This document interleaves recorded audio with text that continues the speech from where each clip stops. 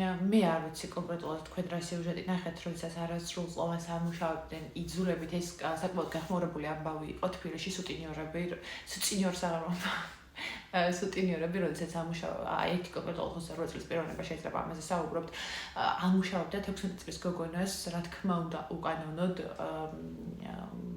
ხოშორის მარჯვენა შულზე იყო ეს ამბავი, ანუ თბილისის ერთ-ერთ ცენტრალურ უბანში და ყველაზე შემეძრწუნებელი და დაიჭერეს ეს ადამიანი, რა თქმა უნდა, მაგრამ ყველაზე შემეძრწუნებელი ის არის, რომ რეალურად აი გარშემო რომ მიმოიხედო აი ეს როგორი ნორმალიზებულია ბევრი რამ. აი მაგალითად როგორი ნორმალიზებულია მასაჟის ცენტრები, თუ რაღაც მსგავსი დაწესებულებები, სადაც რეალურად ადამიანების უმრავლესობას ეპარება ეჭვი, რომ რეალურად იქ რა ხდება და რეალურად ის რა დაწესებულებებია, ეს ერთი.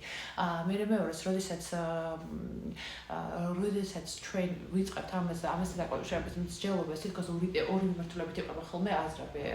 მიმართულება როდესაც მოსახლეობა თulis რომ ეს ნეყოს ლეგალური და ყველასთვის ეს რა უნდა იცუქნია, თუ ადამიანის სრულწლოვანია, მაგრამ ეს ყველაზე მიუღებელი დამოკიდებულებაა, იმიტომ რომ როდესაც ვამბობთ ჩვენ და ვაღიარებთ, რომ პროსტიტუცია თავიდან ბოლომდე უკავშირდება ტრაფიკინგს, მე არ ვამბობ 100%-ით.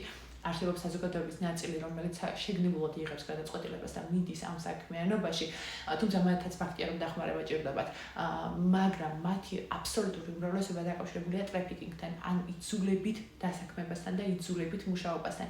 და როგორც წესია, ამ საქმიანობაში ჩაბმა იწყება ძალიან მცირე ასაკიდან. მე არ ვამბობ, რომ ამ ადამიანებს არ შეუძლიათ რომ გაიქცნენ, თავით აღწევდნენ რაიმე საშუალება მოძებნონ, მაგრამ რეალურად სახელმწიფო იმიტომ ქმნის კანონებს, იმიტომ უნდა იყოს კანონშემოქმედება სახელმწიფოში, რომ დაიცვას ეს მოწყობილი ჯგუფები და მინიმალურად შეამციროს დანაშაულის გამოვლენის შესაძლებლობები. ჩვენ ასახში უნდა მოისპოს ეს ყველაფერი და ამიტომ ამბობ, რომ რეალურად ნარკომანია არის უდიდესი სენი ჩვენი საზოგადოების და რეალური პრობლემა, თუმცა ამაზე არანაკლები პრობლემა არ არის სუტინიორები, პროსტიტუცია და ამასთან დაკავშირებით პორნოგრაფიაც, მაგრამ ეს საუბრის ალკე თემაა და დღეს ამ დეტალებში არ მინდა შესვლა.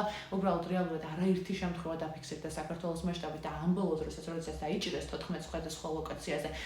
ეს პატარა ციფრი არ არის რეალურად და ძალიან ჩვენგანს გონია რომ აი რადგან არ ჩანს ეს პრობლემა და ამაზე ბევრი ადამიანი არ საუბრობს, ეს პრობლემა არ არის რეალურად ამაზე ბევრი ადამიანი იმიტომ არ საუბრობს, რომ ამ ადამიანებს ეს ადამიანები განიცდიან საზოგადოების მხრიდან სტიგმას და არ იციან მის მიმართონ და არ იციან რაზე და როგორ ესაუბროთ. როგორ წარმოგიდგენიათ ეს ადამიანი გამოვა და დაიწყებს ამაზე საუბარს, თუ არ აქვს მოლოდინი, რომ საზოგადოება მას გვერდით დაუდგება. დასჯადი, მაგრამ ამისთვის მნიშვნელოვანია, რომ პირველ რიგში შევიდეს ცვლილებები ჩვენ სისხლის სამართალში. აუცილებლად უნდა ისჯებოდეს ნებისმიერი ადამიანი, რომელიც მიიღებს პროსტიტუციის მომსახურებას, რომელიც იყიდის ამას. არა მხოლოდ სუტინიორი და არა მხოლოდ სექსმუშაკი, არამედ პირველ რიგში იმ ადამიანს, მაგალითად ნორდიკული მოდელია ასეთი, მხოლოდ ის ისჯება, ვინც ყიდულობს პროსტიტუციურ მომსახურებას. და არა მხოლოდ ეს, მე ვამბობ, რომ სამივე ჯაჭვი უნდა დაისაჯოს და განსაკუთრებით უნდა დაისაჯონ ის სამართალდამცავები, რომლებიც თანამშრომლობენ და ბევრი მათგანი ყველა სახელმწიფოში ესია და დარწმუნებული ვარ საქართველოს ესია და საქართველოს იყო ამის გამოვლენილი შემთხვევები, რომ მფარველობენ და მოლაპარაკებებში შედიან სუტინიორებთან. აი ეს არის ძალიან მნიშვნელოვანი საკითხი, რომლის მიყურებაც მიუღებელია.